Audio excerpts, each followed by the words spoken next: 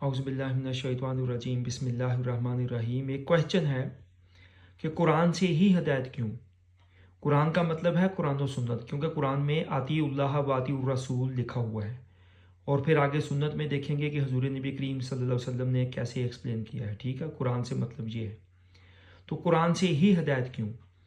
बाबों, बुज़ुर्गों, फ़लसफ़ियों, सूफ़ियों, शायरों, मुसन्निफ़ों और अपनी ज़ाती सोच से क्यों नहीं? मुसन्निफ़ों के अंदर मुसलमान मुसन्निफ़ भी शामिल हैं और गैर मुस्लिम भी, जिनका इन्फ्लुएंस होकर मुसलमानों के अंदर भी आ चुका है। और फ़लसफ़ी गैर मुस्लिम मुसलमान दोनों किस्म के, सूफ़ी मुसलमान भी होते हैं, गैर मुस्लिम भी होते हैं, और शायर भी और बाबे भी और बुज़ुर्ग भी, हर किस्म के लोग ये मुसलमानों में भी मौजूद हैं और गैर मुस्लिमों में भी। ठीक है, सब के साथ ये सेम चीज़ है कि हदायत कुरान से ही क्यों लेनी है और कहीं से क्यों नहीं लेनी। तो इसका साफ जवाब कुरान मजीद के अंदर लिखा हुआ है। मेरी तरफ से कोई इसका जवाब नहीं है। आप ये पढ़िए, ये सूरह अल कसस है, सूरत नंबर 28। ठीक है, ये पेज नंबर 7 और 9 है इस कुरान मजीद के ऊपर। 2 आयात पढ़ लीजिए और इस पे गौर फरमाइए। कह दीजिए तुम अल्लाह की तरफ से कोई ऐसी किताब लाओ जो इन दोनों, यहाँ पर तौरात और कुरान की बात हो रही है, और आप सबको पता है कि कुरान लफ्ज़ बे लफ्ज़ महफूज है, हमारे तक पहुँचा है, जो इन दोनों से ज़्यादा हदायत वाली हो।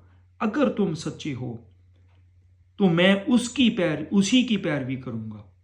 ये हुजूर नबी करीम सल्लल्लाहु अलैहि वसल्लम को अल्लाह सुब्हानहू तआला ने फरमाया कि आप इनको कह दीजिए तुम अल्लाह की तरफ से कोई ऐसी किताब लाओ जो इन दोनों से ज़्यादा हदायत वाली हो।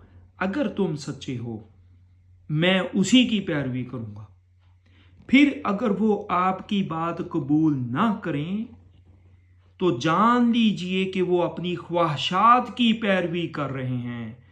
अन्नमा यत्तबिऊना अहवाअहुम, अगर वो ना लेके आए कुरान और तौरात से ज़्यादा हदायत वाली किताब तो वो अपनी ख्वाहिशात की पैरवी कर रहे हैं।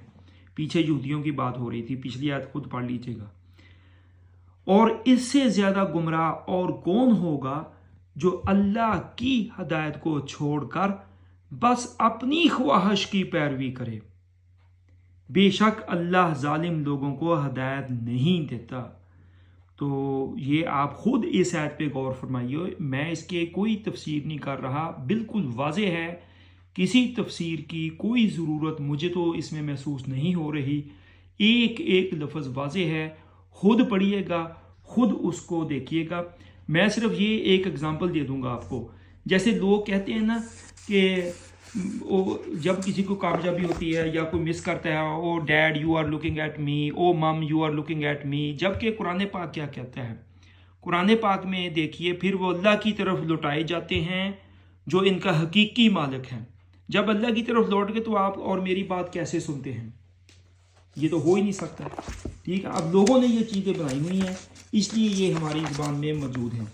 और ये देखिए हुजूर नबी करीम सल्लल्लाहु अलैहि वसल्लम को क्या फरमाया जा रहा है। ये सूरह फातिर, फरमाया कि वमा अंत बिमुस्मिअम मन फिल कुबूर। हुजूर नबी करीम सल्लल्लाहु अलैहि वसल्लम को अल्लाह सुब्हानहू व तआला कह रहे हैं आप उनको नहीं सुना सकते जो कब्रों में हैं। अगर हुजूर नबी करीम सल्लल्लाहु अलैहि वसल्लम नहीं सुना सकते तो मैं और आप जब ये इस तरह की स्टेटमेंट देते हैं या लिखते हैं तो वो हदायत के मुताबिक हैं। बेशक हम मेटाफोरिकली कह रहे हों, वो काफरों से, ईसाइयों से, यहूदियों से जो अल्लाह पे और आखिरत पे यकीन नहीं रखते, उनको हदायत नहीं है, वहाँ से ट्रांसलेट होती होती हमारे तक पहुँची। इसी तरह सिखों की रवायात, हिंदुओं की रवायात, सूफियों की रवायात और इस किस्म की उस किस्म की। तो अल्लाह की पनाह, खुद पढ़ें ये जो मैंने आयात बताई हैं और ख़ुद फैसला फरमा लें। वस्सलामु अलैकुम व रहमतुल्लाहि व बरकातहू।